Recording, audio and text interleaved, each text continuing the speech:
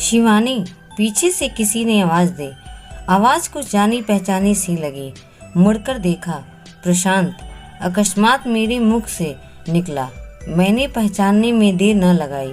मेरी दोनों बेटियां रागिनी और वंदिनी पास के ही आइसक्रीम पार्लर में गई थीं और मैं पेड़ की छांव में खड़ी दोनों का इंतजार कर रही थी। तभी प्रशांत का आगमन हुआ। वर्षों बाद प्रशांत को देखकर मैं क्षणांश भाव विभोर हो गई। अनायास अतीत चलचित्र की भांति मेरी आंखों के सामने तैरने लगे। प्रशांत और मैं एक निजी स्कूल में पढ़ाते थे। शुरू में मुझे प्रशांत में कोई दिलचस्पी नहीं थी। वह मुझे एक सामान्य युवक लगा, लेकिन आहिस्ता आहिस्ता मैंने महसूस किया कि मेरे दिल में प्रशांत ने जगह बनानी शुरू कर दी है। इसकी वजह थी उसका हंसमुख स्वभाव, वह निश्चल नजरिया था। वह मुझे अन्य युवकों से अलग लगा। उसकी यही छवि मेरे दिल में बस गई। जैसे ही स्कूल की दहलीज में मेरे कदम पड़ते, सबसे पहले मेरी नज़र प्रशांत को खोजती। ऐसी ही स्थिति प्रशांत की भी थी। जब कभी वह नहीं आता, मेरा मन पढ़ाने में बिल्कुल नहीं लगता। फिर पूरी रात उसकी बाट जोहती। मैं अगली सुबह का इंतजार करती। अगली सुबह की पहली रोशनी जैसे ही मेरे बरामदे में पड़ती, मेरा मन प्रशांत से मिलने के लिए अधीर हो जाता। राहत तब मिलती जब वह मुझे प्रार्थना की लाइन में सबसे पीछे खड़ा दिख जाता। मेरा मन हर्ष से भर जाता। यह सिलसिला करीब 1 साल तक चला। एक दिन अचानक प्रशांत ने यह कहकर चौंका दिया कि अब शीघ्र नौकरी छोड़कर दूसरी नौकरी ज्वाइन करने जा रहा है। सुनकर मेरा मन उदास हो गया। मुझे लगा प्रशांत के दिल में मेरे लिए उतनी जगह नहीं थी जितने की मुझ में थी। अगर रहता तो भी क्या, कोई अपना कैरियर बनाने बेहतर जगह नहीं जाता? एक छोटे से स्कूल में पढ़ाकर प्रशांत को क्या मिलता? जाहिर है प्रशांत ने जो फैसला लिया था वह उसके बेहतर भविष्य के लिए था। इसीलिए मेरा यह सोचना कि उसके दिल में मेरे लिए प्यार नहीं था, खुदगर्जी होगी। स्कूल छोड़ने के दूसरे दिन मैंने प्रशांत को अपने घर बुलाया। हालांकि यह ठीक नहीं था, तो भी इसका इस तरह से मेरी जिंदगी में चले आना मेरे मन के खालीपन को गहरा गया। एक अजीब सी रिक्तता आ गई मुझ में, जो मेरे लिए असह्य थी। मन तो यही कह रहा था कि उसे इस कदर जकड़ कर रख लूं कि वह सिर्फ मेरा और मेरा बनकर रह जाए, पर ऐसा संभव नहीं था। सोची आखिरी बार मिलकर अपने दिल की बात खुलकर कह दूं, उसके बाद उसकी जो मर्जी। प्रशांत ने सहमते हुए मेरे घर में दाखिला लिया। उस रोज मेरे घर में कोई नहीं था। कमरे में प्रवेश करते ही उसने पूछा, तुम्हें डर नहीं लग रहा है? मैं हंसते हुए बोली, किसका? परिवार वालों का। प्रशांत बोला, किसी ने उल्टा अर्थ लगा लिया तो? प्रशांत ने आगे कहा, लगाने दीजिए, मुझे किसी का डर नहीं है। मेरे बेबाक टिप्पणी पर वह क्षणांश विचलित हुआ, मगर उसके बाद संभल गया। जैसे खोया आत्मविश्वास लौट आया हो। यह मेरे ताऊ जी का घर है, मैंने खुलासा किया। तुम यहाँ ही रहने वाली नहीं हो? प्रशांत ने सवाल किया। नहीं, मैंने जवाब दिया। फिर? प्रतापगढ़ की हूँ, 2 साल से यहाँ रह रही हूँ। यहाँ आने की वजह? प्रशांत के सवाल पर प्लान्स मेरा मन उदास हो गया, परंतु अगले ही पल खुद को संयत किया। मुस्कुराते हुए बोली, ऐसे ही। प्रशांत ने उसके आगे जानने का प्रयास नहीं किया। मुझे जब भरोसा हो गया कि प्रशांत मुझे लेकर संजीदा है तो मुझे बेहद सुकून मिला। एक तरह से मन पर में से एक बड़ा बोझ उतर गया। मैंने फ्रिज में से कुछ मिठाइयाँ लाकर प्रशांत के सामने रख दी। एक उठाने के बाद बोला, कल खाली हो? क्यों? मैंने सवाल किया। कहीं घूमने निकलते हैं। यह प्रश्न था मेरे लिए, जिसका जवाब देना आसान नहीं था। प्रशांत ने मुझे असमंजस में डाल दिया। न मैं इनकार करने की स्थिति में थी और न ही स्वीकार करने के। बस इतना ही कहा, जहाँ भी ले चलो, मगर अभी नहीं ने प्रशांत को संशय में डाल दिया। बहरहाल अपनी जिद नहीं की। यही बात मुझे प्रशांत की अच्छी लगती थी। वह औरों से अलग, सुलझा हुआ इंसान था। प्रशांत के जाने के बाद दिल उसी के ख्वाबों ख्यालों में डूब गया। कल स्कूल में खाली खाली सा लगा। महीनों बाद ऐसा लगा जैसे कोई दिल का टुकड़ा अपने से दूर चला गया। पढ़ाने में मन नहीं लगा। घर आते ही मैंने प्रशांत को फ़ोन लगाकर उसका हाल लिया। 2 घंटे तक बात ही होती रही। मोबाइल बंद करने का मन ही नहीं किया। एक दिन तो हद हो गई जब बातों बातों में मेरी आंखों से अश्रुधारा फूट पड़े। प्रशांत, तुम मुझे छोड़कर तो नहीं चले जाओगे? रूंधे कंठ से बोली। ऐसा क्यों सोचती हो? समय का इंतजार करो, तुम सिर्फ मेरे लिए बनी हो। प्रशांत के बोल जेठ की दोपहरी में सावन की फुहार सरीखे लगे। मैं भाव विभोर हो गई। जैसे ही प्रशांत का फोन कटता दिल फिर से डूबने लगता। एक अजीब सी असुरक्षा की भावना जहन में भर जाती। पता नहीं प्रशांत अपनी बात पर कायम रहेगा भी नहीं। 2 महीने बाद अचानक से मैंने प्रशांत से बात करना बंद कर दिया। प्रशांत ने कई बार कोशिश की मगर मैंने फिर कभी उसके कॉल को रिसीव नहीं किया। बाद में हमेशा हमेशा के लिए उसके नंबर को ब्लॉक कर दिया। आज बरसों बाद मिली तो जाहिर है पुरानी यादें ताज़ा होंगी। ऐसे में अगर प्रशांत ने उससे उसके दूर होने की वजह पूछी तो क्या जवाब दूंगी? जवाब बेहद सरल था। जब सरल था तो तभी दे दिया होता। कम से कम प्रशांत के मन में कोई मलाल तो नहीं रह जाता। पता नहीं वह मेरे बारे में क्या सोच लिया होगा। जो भी हो, अब उन बातों का कोई मतलब नहीं रहा। हम मिले यह क्या कम था? मैंने सोची थी प्रशांत से शायद ही कभी भेंट होगी। आज हुई है तो क्यों न इन पलों का तबीयत से जी लिया जाए। तभी मेरी दोनों बेटियां हंसते खिलखिलाते हुए आईं। मम्मी, इसे चखो, बहुत टेस्टी है। एक ने आइसक्रीम का कोन मेरे होठ तक बढ़ा दिया। मैंने उसे हाथों से रोक दिया। तुम लोग खाओ, मैं बोली प्रशांत की तरफ मुखातिब हुई। इनसे मिलो, यह है मेरे दोस्त प्रशांत। हम दोनों कभी एक साथ स्कूल में पढ़ाया करते थे। दोनों ने प्रशांत को प्रणाम किया, फिर एक शरारत भरी नजरें मेरी तरफ फेर कर मुस्कुरा दी। आजकल के बच्चे बहुत समझदार हैं। यहाँ मुझे यह बताने की जरूरत नहीं कि मेरे दोनों बेटियों ने क्या सोचकर मेरी प्रतिक्रिया दी। शाम गहराने लगी थी। मैंने प्रशांत को अपने घर का पता और मोबाइल नंबर दिया, इस वादे के साथ कि मौका पाकर वह मेरे घर अवश्य आएगा। जाते जाते प्रशांत यह कहना नहीं भूला कि मुझे तुम्हारा बसा परिवार देखकर बेहद खुशी मिली। एक फीकी मुस्कान उसके चेहरे पर तीर गई। मैंने उसकी आंखों में उदासी का समुंदर देखा। ना मौका था न दस्तूर, लिहाजा मैं विंदा लेकर आगे बढ़ गई।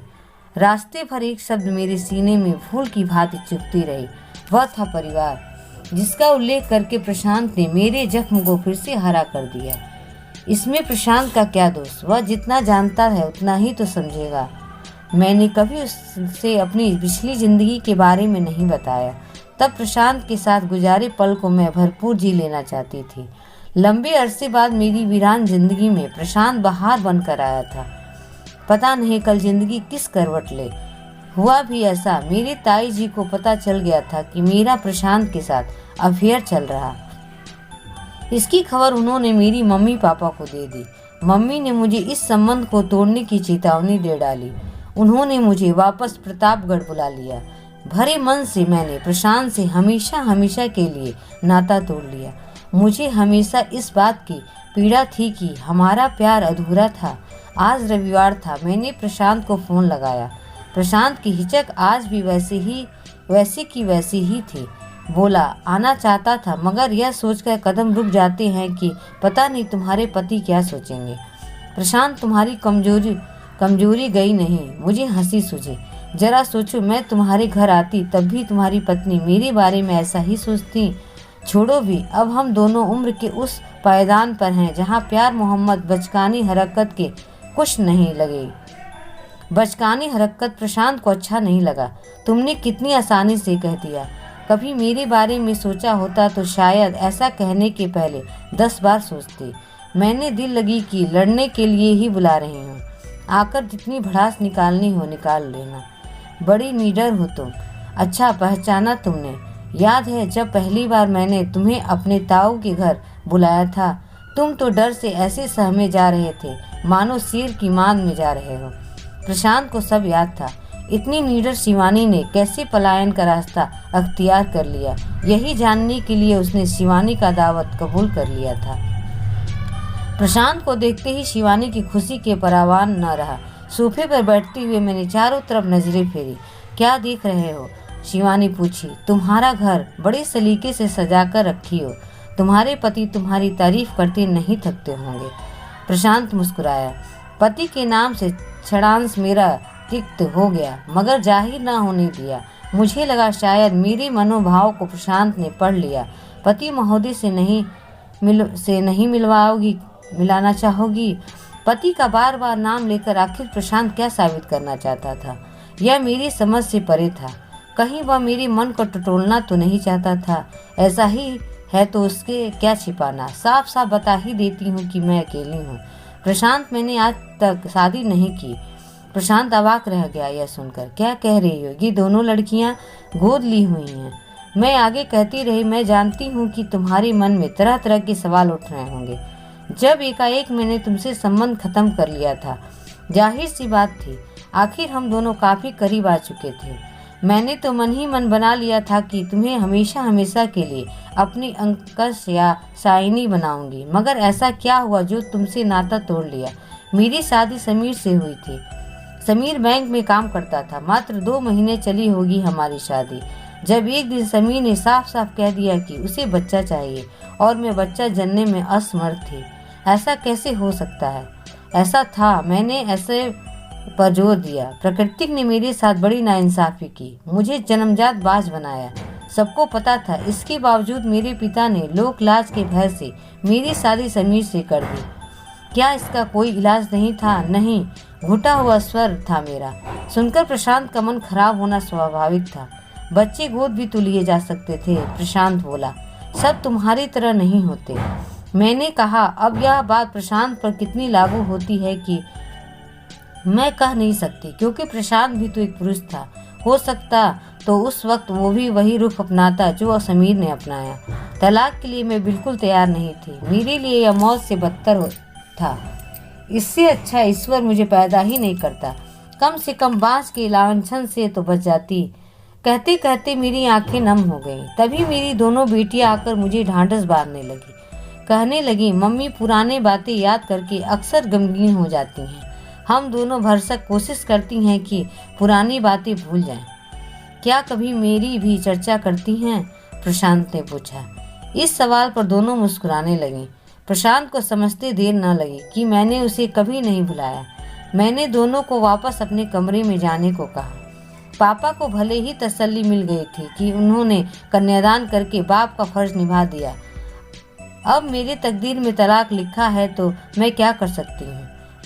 मैंने कहा जारी रखा। तलाक के बाद मुझे बनारस भेज दिया गया ताकि किसी स्कूल में अध्यापक करके तलाक की त्रासदी भूल सकूं।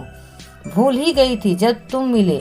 तुमने ही मुझे जीने की इच्छा पैदा की। याद है उस रोज मैं कितनी खुश थी जब पहली बार तुमने मेरे सामने अपने प्यार का इजहार किया था।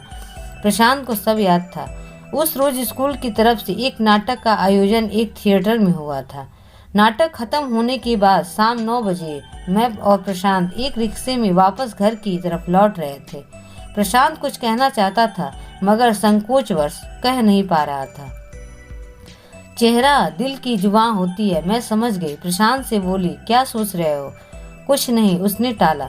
सोच रहा हूँ यह मौका दोबारा मिलने से रहा तो मेरी भौहें अंकुचित हो गई। एकाएक मेरे हाथ को अपने हाथ में लेकर बोला, आई लव यू शिवानी।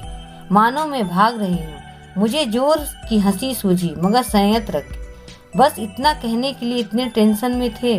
तुम इसे मजाक में ले रही हो, मैं तुमको लेकर वाकई सीरियस हूँ। प्रशांत को मैं और दुखी नहीं करना चाहती थी। ओके प्रशांत। प्रशांत को राहत मिली। मेरा घर आ गया। मैं उतर कर जाने लगी। मैंने मुड़कर देखा, प्रशांत की नज़र अब भी मेरा पीछा कर रही थी। ये तुमने अपनी कह ली, मगर ये नहीं बताया कि अचानक मुझसे संबंध क्यों तोड़ लिया। मेरा क्या दोस्त था? प्रशांत ने पूछा।